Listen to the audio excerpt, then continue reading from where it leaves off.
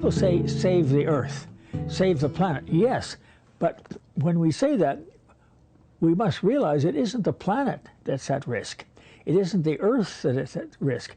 It's the conditions which make life possible. And we are clearly changing those conditions.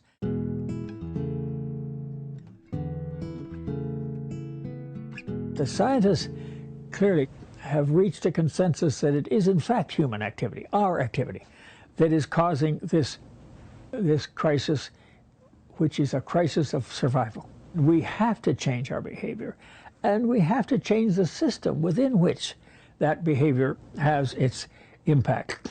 As long as there is a chance that we can succeed, and we have to think there still is, that chance is diminishing day by day. Every day that we fail to move in the right direction is a step towards disaster and makes it much more likely to happen, much more difficult to stop.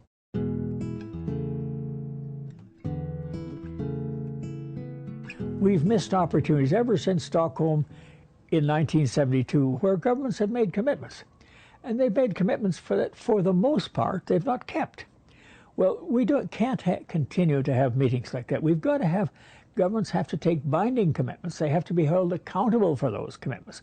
And there has to be a system of incentives and penalties that makes it feasible, and not only feasible, but desirable for people and enterprises and governments to do the right thing. You have to have incentives. Of course, the main incentive is to ensure the survivability of our civilization.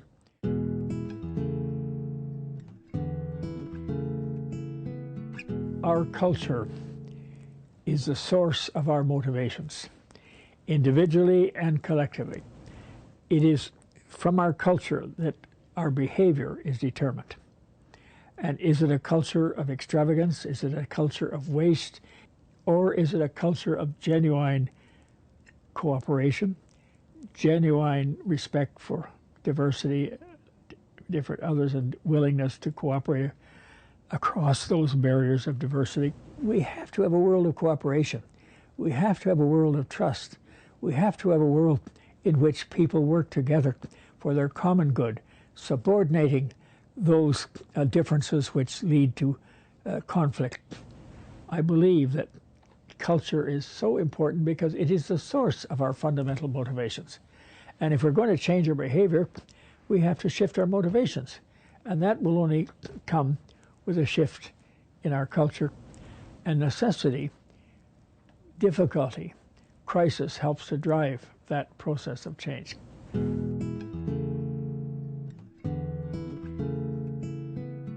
When I proposed the Earth Charter in Rio, it didn't go because governments weren't ready for it. But then citizens, through the Earth Council, took up the challenge. And what is the Earth Charter? It's a statement of ethical and moral principles designed to guide the conduct of people and nations towards each other and towards the Earth, to ensure the future security and survivability of humankind and other forms of life on Earth. And that's why the Earth Charter movement is so important, because it sets out the fundamental principles of why we have to work together, why our conduct is rooted in our moral and ethical behavior, and why that behavior, how that behavior has to be manifest in almost every aspect, well, in every aspect of our lives.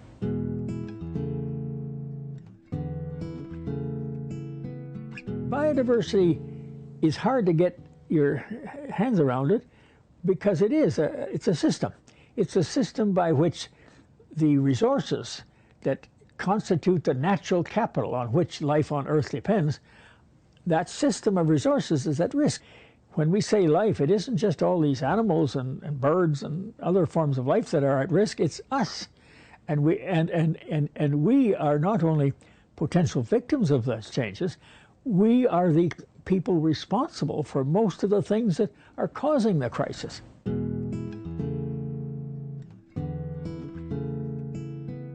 These are services that we take for granted because they're provided by nature at no cost to us. But no cost doesn't mean no value. And therefore, if we don't place an economic value on them, or give them the equivalent of an economic value, then we don't have the same incentive to save them. On a cost-benefit basis, the more we understand that it's not only that we're losing in terms of our sustainability and future security, but we're losing economically. And the best way of ensuring an economic rationale is to give those services that nature now provides free.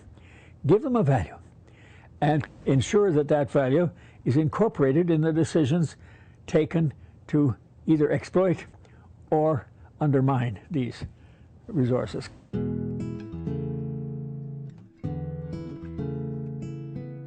There's huge savings to be made in what you might call the green economy. Some front-end investment, yes, but overall it makes sense. If you do a balance sheet and a profit and loss statement for Earth Incorporated, you will find that we are actually living off our capital. We're running down our resources. Well, Earth, if you look at it as an economic entity, is on its way to bankruptcy. We can change that. We must change that. I mean, there's so much waste in our system, so much unnecessary expenditure. So when we talk about additional help to developing countries, that doesn't mean that we have to have a lot more money to save life on our planet.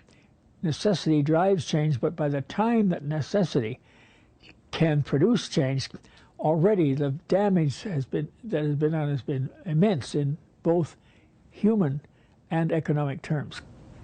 The green economy, what we're talking about is a green economy, is an economy that produces net economic benefits without undermining the basic environmental and natural resources on which the economy depends.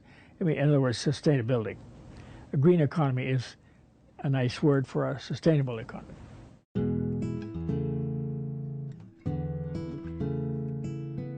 Is it really logical to say that we, the wealthiest civilization ever, can't afford to save ourselves? The very things that have made us wealthy have also created the risks that we face. And that's why we have to change. We can immensely reduce our dependence on fossil fuels. And that would be by using energy much more efficiently and by moving much of our energy supply to other sources.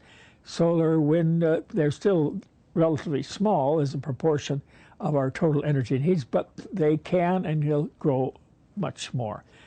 The biggest single thing we can do to improve the environment is to make our use of energy more efficient. That will have immediate consequences. While we work on improving the economics of those alternative fuels, which we will need to depend on when we move away from fossil fuels, as we must.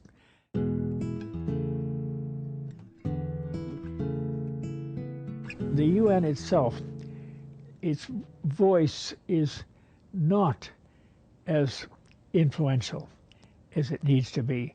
So it shouldn't be just the UN talking.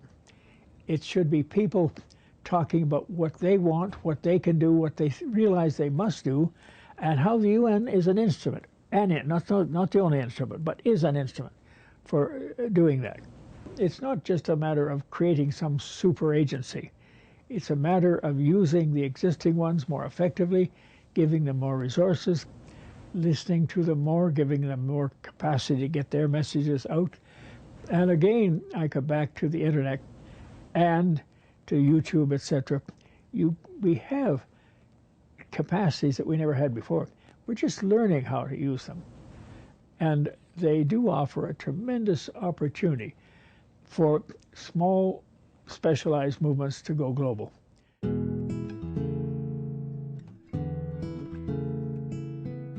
The governance issues really is how is that whole process managed? How is it coordinated? Is it a whole series of individual items, or is there some framework? It's not something that can be managed centrally, but there has to be a central point at which a network of relationships and information flows is created. How do you create and manage a system which permits the kind of cooperation and the kind of collective action that is necessary to deal with these issues on a global level, because ultimately local actions impact at the global level, and global policies and global relationships impact at the local level. So there's this continuing relationship between global and local, and it's a system by which that is managed and coordinated that is what we call the governance system.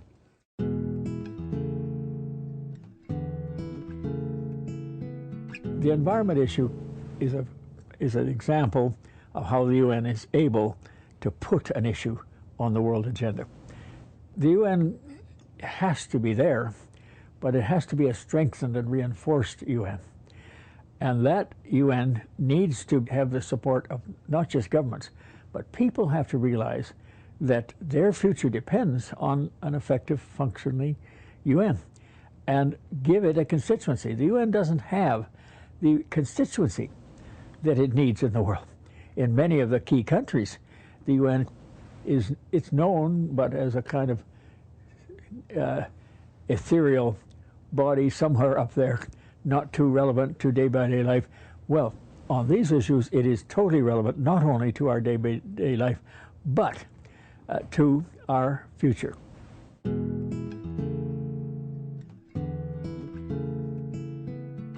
The UN needs the support and the participation, and both the intellectual and the substantive contributions of all of those who have a stake in our future. That's why stakeholders are important. And stakeholders is a good word, because stakeholders embraces a whole series of constituencies, of special interests people who have an interest in what the UN does and can contribute, and indeed must contribute to it. The UN needs constituency. It needs active constituency. It needs active, informed constituency.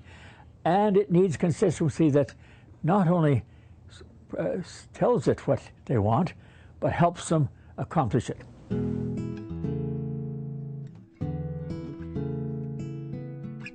The Trusteeship Council is one of the original organs of the UN, like the Security Council, like the Economic and Social Council. It has tremendous status, but it's outlived its original usefulness. I believe it would be a very logical thing to see the Trusteeship Council as the place where the nations of the world come together to exercise their trusteeship for the environment and the commons areas, outer space, the oceans.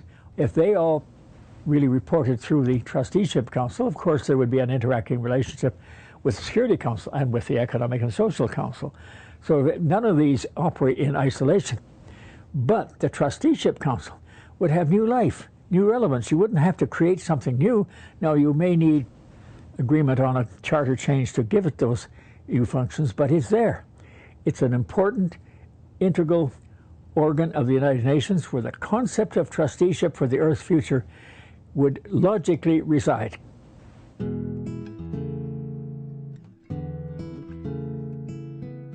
Young people have tremendous political influence if they know how to exercise it. And it is ultimately at the political level that the action process must be led. Movements like this that engage the excitement of young people, that engage their attention and provide channels for their commitment to a better world, a better planet. And that's the kind of thing that inspires them. Now, not just dry UN resolutions, however, even dry UN resolutions can be put into much more exciting terms when you translate them into human terms. It takes knowledge of why it is that this UN is so important to their future. What does it mean? It's not just an abstract organization way out there. What does it mean to them? What happens if there weren't a UN? But it means that young people need to understand their role and understand why that role can be changed and must be changed, and they can exercise tremendous influence.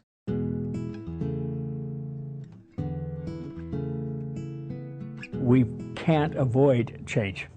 It's imminent. It's already happening in some cases.